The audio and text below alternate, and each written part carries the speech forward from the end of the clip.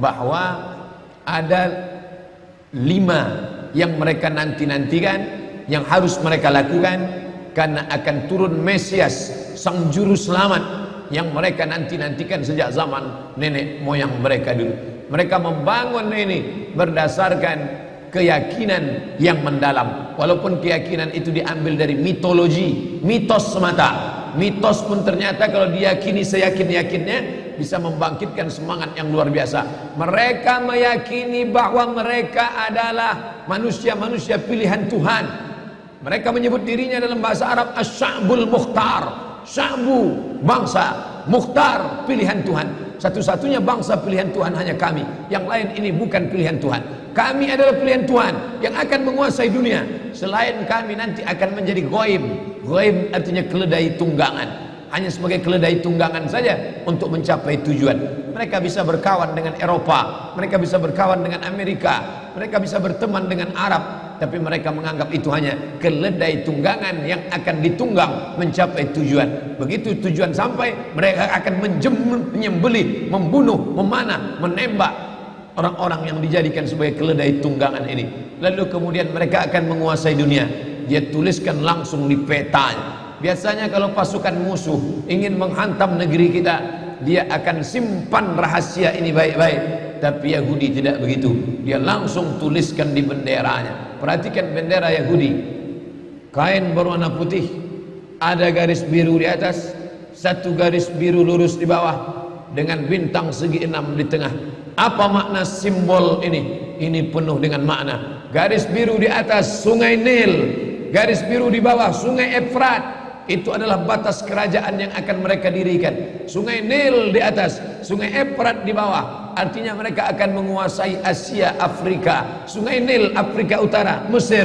Sungai Efrat Asia, Irak. Mereka akan membuat negara Greater Israelian yang disebut dengan Israel Raya, Israel Agung, yang batasnya dari 2 sungai, sungai Nil dan sungai Efrat. Oleh sebab itu jangan heran ketika kedutaan Yahudi, kedutaan Israel ingin dibuka di Kairo, dia tidak mau membuat kedutaan Israel di dalam bagian sungai Nil, tapi dia ingin buat di luar.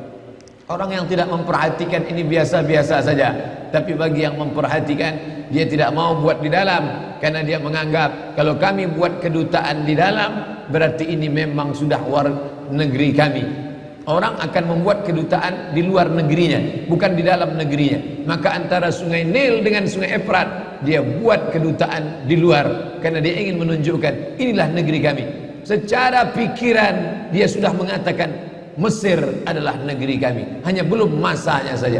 Maka dari mulai Mesir sampai ke Irak, hitung berapa negara: Yordania, Palestina, Suria, Lebanon, Irak, Saudi Arabia sebagian, Sudan, dari mulai Afrika Utara sampai ke Asia.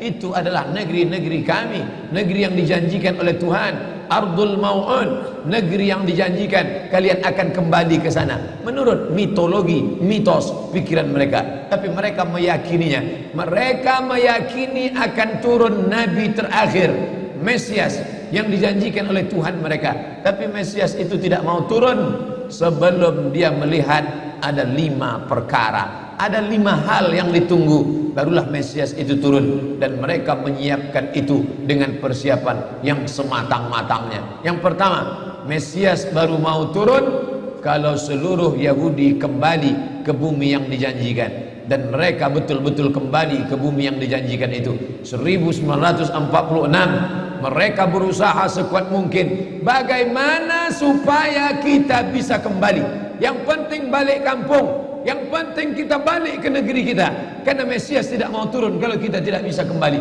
Berusaha sekuat tenaga, jumpai sultan-sultan Islam yang bisa dibeli, tapi umat Islam tidak bisa dibeli. Iman mereka terlalu mahal untuk dibeli. Mereka sudah menjual nyawa mereka, diri mereka dalam kuasa Allah Subhanahu wa taala, karena mereka yakin innallaha ashtara minal mu'minin, Allah sudah membeli dari orang mukminin amwalahum, harta mereka, wa anfusahum, nyawa mereka, bi anna lahumul jannah, mereka sudah dibeli dengan surga. Nyawa yang ada dalam dirimu bukan milikmu, hartamu, mobilmu, rumahmu bukan punyamu, itu semua punya Allah, sudah lama dibeli Allah. Sebelum kau lahir ke dunia sudah dibeli Allah. Dibeli dengan apa?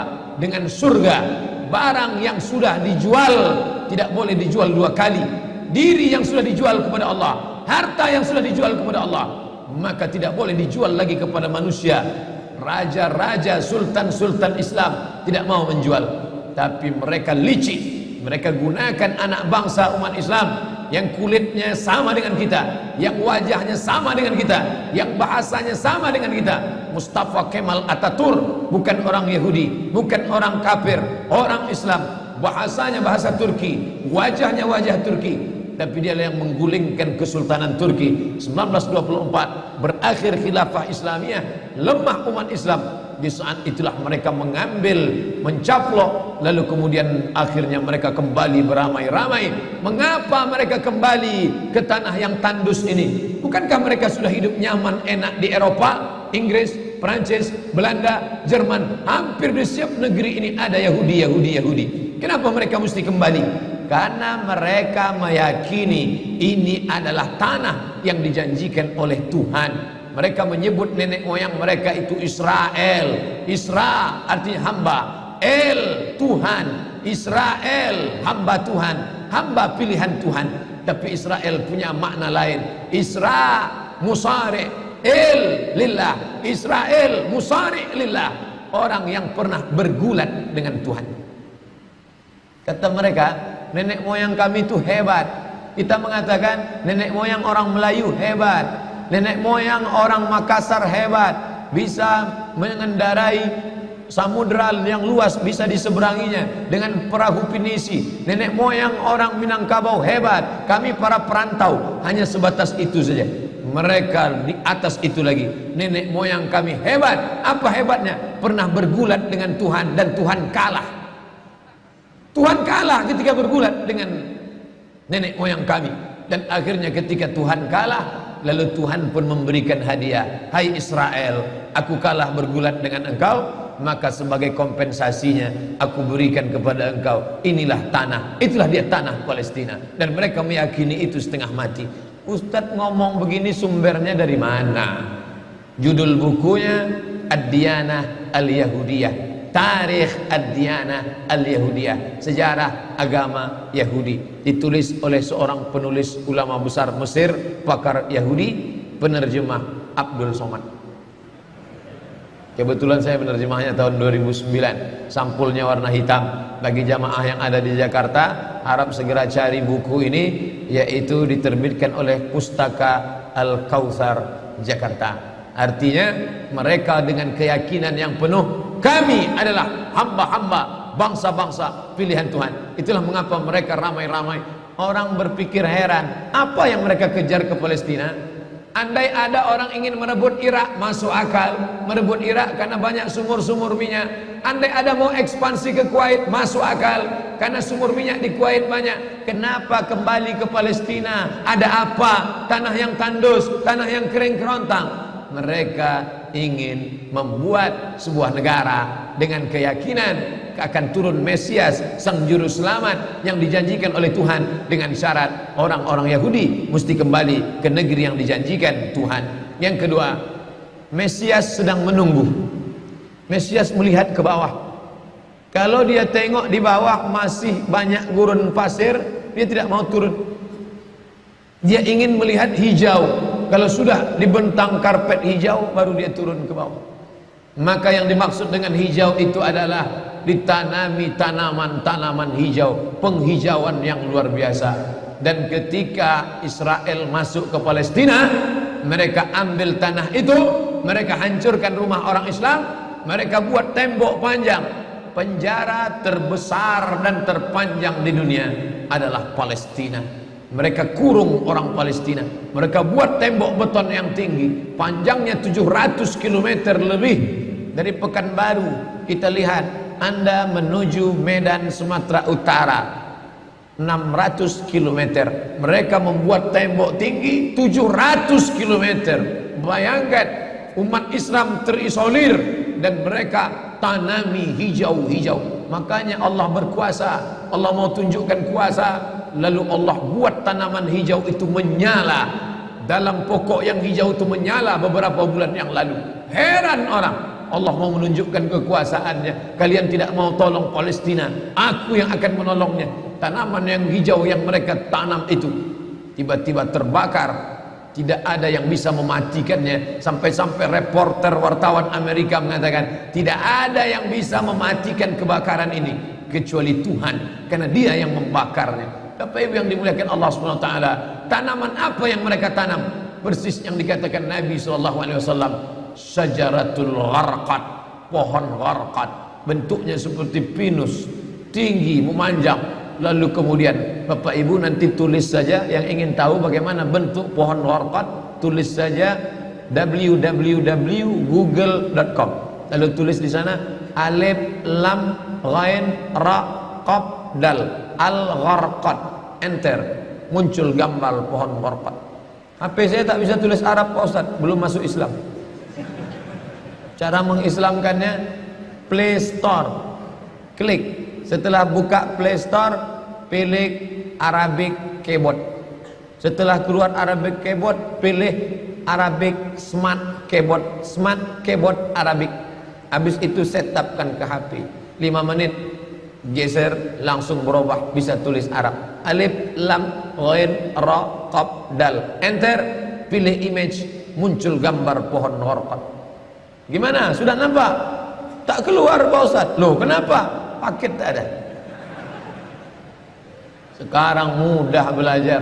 Dulu kami sekolah ketika mau tahu gimana pohon sidir, kalau mau memandikan jenazah, ambil beberapa helai daun sidir, lalu digiling, dimasukkan ke air. Gimana pohon sidir Ustaz? Pohon sidir kata Ustaz. Sekarang mudah saja, tinggal tulis sin dal ra, sidir, enter. Pohon bidara kata kita, enter image, nampak, oh ini gambarnya. Teknologi canggih memudahkan kita. Pohon gharqad kata Nabi, kalau bersembunyi dia di belakang pokok kayu akan berkata, ini Yahudi di belakangku, bunuhlah. Kalau bersembunyi dia di belakang batu akan berkata, ini ada Yahudi, bunuhlah. Tapi kata Nabi, ada satu pohon yang tidak mau menunjukkan dia. Ini pohon mereka kata Nabi. Apa itu? Syajaratul gharqad, pohon gharqad. Subhanallah, Masya Allah. Apa yang dikatakan Nabi dulu terwujud sekarang. Mereka tanam pohon gharqad ini sebanyak-banyaknya. Ketika saya sampai ke Rafah, Mesir, Palestina, sampai perbatasan Mesir Palestina, ada satu kota bernama Rafah. Rafah dibagi dua, Rafah Palestina, Rafah Mesir. Di tengah kota Rafah, di batas perbatasan, kawat duri panjang yang dipasang dengan voltase listrik bertegangan tinggi. Siapa saja yang menyentuhnya akan terbakar mati. Tak ada orang berani mendekat. Tapi kawat-kawat duri itu kita bisa melihat rumah-rumah saudara kita di Palestina dan nampak hijau. Lalu gaib penunjuk bertanya ke kami, coba tengok pohon yang hijau itu. Pohon apa itu? Pohon apa ya? Itulah pohon gharqad yang dikatakan Nabi SAW. Mereka tanam sebanyak-banyaknya karena mereka meyakini bahwa Mesias akan mau turun kalau sudah dia tengok hijau. Seperti kita kalau pesawat mau mendarat di airport Sultan Syarif Qasim II airport, Anda akan, ladies and gentlemen, all our passenger, para penumpang pesawat airlines, kita akan mendarat. Begitu kita melihat riau hijau, tapi hijaunya bukan pohon gharqad, pohon gotah sama pohon sawit. Begitu juga kalau kita mau mendarat di Batam, kita lihat hijau ke bawah. Begitu jugalah Mesias akan turun ke bawah kalau dia melihat sudah hijau semua. Karena mereka meyakini, amat sangat meyakini itu. Mereka menanam pohon gharqad itu. 3. Kapan Mesias akan turun? Mesias akan turun kalau Babilonia dibantai terus. Makanya mereka punya program bantai Babilonia, hancurkan Babilonia. Kenapa mereka marah dengan Babilonia?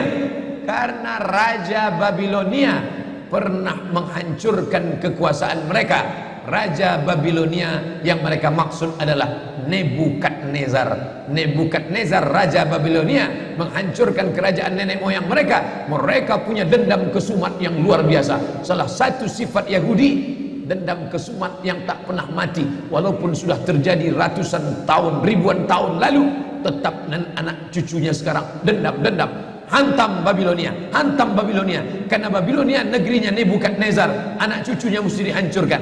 Mana Babilonia itu? Babilonia adalah Irak. Makanya setiap naik presiden Amerika yang didukung oleh Yahudi, mereka akan membantai Babilonia, Irak. George Bush naik, apa yang dilakukan George Bush? Membantai Irak. George Bush Junior, anak George Bush naik, apa yang dilakukan George Bush Junior? Membantai Irak. Naik Obama, apa yang dilakukan Obama? Membantai Irak. Kenapa yang sekarang ini, siapa namanya? Donald Trump. Payah ngingat nama orang kafir. Kenapa Donald Trump tak membantai Irak? Karena Irak sudah hancur babak belur, tak perlu lagi dibantai. Sumur-sumur minyaknya sudah punya kita. Negeri itu sudah menjadi negeri boneka, hancur lebur. Saddam Hussein barulah orang paham. Dulu kita terikut-ikut dengan kata-kata mereka di Reuter. Saddam Hussein raja yang zalim, Saddam Hussein orang yang jahat, Saddam Hussein. Tapi begitu Saddam Hussein digantung, apa kata dia di tiang gantungan? Allahu Akbar, patah lehernya, mati Saddam Hussein, meninggal dunia. Sekarang orang baru sadar, ternyata Saddam Hussein menyelamatkan negeri itu daripada orang-orang yang jahat. Sekarang apa yang terjadi? Saudara kita yang beberapa bulan bersama kita di Masjid Raya Senapelan, kalau Bapak ingat, ayahnya, anaknya, ibunya, adik-adiknya tak sanggup lagi tinggal di Baghdad. Kenapa? Kami dibantai oleh Syiah, kami dibantai oleh Amerika, kami sampai lari mendapatkan suaka politik. Sampai hari ini masih ada sebagiannya tinggal yang Sunni, yang Syiah dengan berbagai macamnya. Apa maknanya? Mereka membantai Babilonia. Lalu orang mengatakan ini kan ekspansi politik, ini kan karena sumur minyak. Ada betulnya, tapi lebih daripada itu adalah mereka memiliki keyakinan yang luar biasa bahwa Mesias akan datang kalau Babilonia dihancurkan. Ustadz baca analisa ini dari mana? Kami belajar buku ini 6 bulan di Al-Azhar, satu mata kuliah, dan saya paling suka mata kuliah ini karena mengaitkan antara ayat Al-Quran dan hadis Nabi. Kalau kita suka mata kuliah itu, kita ingat isinya, kita ingat orang yang mengajarnya. Saya masuk Al-Azhar 1998, hari ini 2017, 19 tahun yang lalu. Kalau saya pejamkan mata saya, masih ingat saya Syekh Dr. Fargallah yang mengajarkan mata kuliah ini. Dengan semangat dulu dia di lokal mengatakan, anak-anakku sekalian, beginilah mereka akan menguasai umat Islam, negeri Palestina. Semangat Syekh Fargallah. Saya tak tahu apakah dia masih ada atau tidak, tapi pahala akan tetap mengalir baik beliau hidup maupun sudah meninggal dunia. Kenapa? Saya sampaikan kepada Bapak Ibu, Bapak Ibu sampaikan kepada anak menantu, sahabat, kerabat, tetangga, mengerti keadaan kita zaman sekarang. Jangan sampai dikatakan Palestina bukan urusan kita. Ini kan masalah politik. Indonesia ya Indonesia, Palestina ya Palestina. Antum tidak mengerti masalah dunia. Palestina adalah masalah umat Islam. Subhanalladzi asra bi'abdihi, maha suci Allah yang sudah memperjalankan hambanya minal masjidil haram, dari masjidil haram ilal masjidil aqsa, masjidil aqsa, masjidil aqsa Palestina. Kita yang tertulis dalam kitab suci kita bahwa kita punya ikatan emosional, kenapa kita tidak yakin itu? Yahudi ajarannya dibuat-buat, ajarannya mitos, tapi mereka punya keyakinan yang luar biasa. Mereka rebut negeri itu, mereka kuasai, mereka hancurkan negeri musuh. Atas dasar apa? Keyakinan bahwa Mesias akan datang. Yang kelima, apa yang mereka lakukan untuk Palestina? Mereka meyakini ada Temple of King Solomon, tempel, kuil King Solomon, Raja Sulaiman.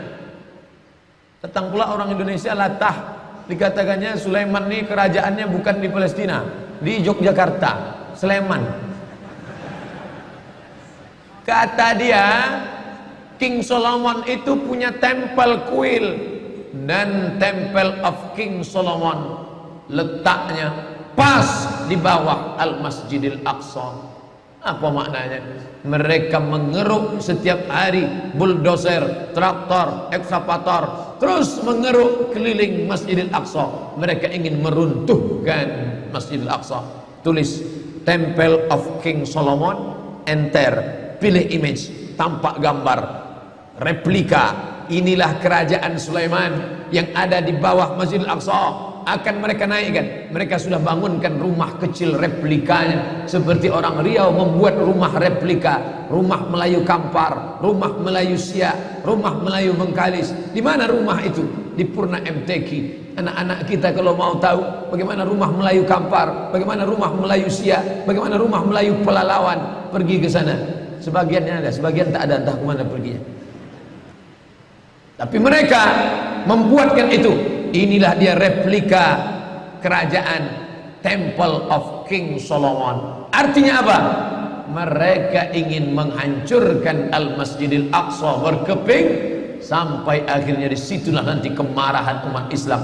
Entah marah entah tidak. Melihat gayanya tak marah. Kalian hancur-hancurkanlah. Banyak lagi urusan kami sibuk dengan ini. Tapi akan ada hamba-hamba Allah. La tazulu fi ummati ta'ifatun min ummati. Akan tetap ada sekelompok umatku yang memperjuangkan agamaku, kata Allah Subhanahu wa ta'ala. Yang terakhir, yang kelima, akan turun Mesias. Kapan itu terjadi? Ketika terjadi perang besar. Sebetulnya dalam agama Islam sudah dituliskan yang dimaksud dengan Mesias itu siapa.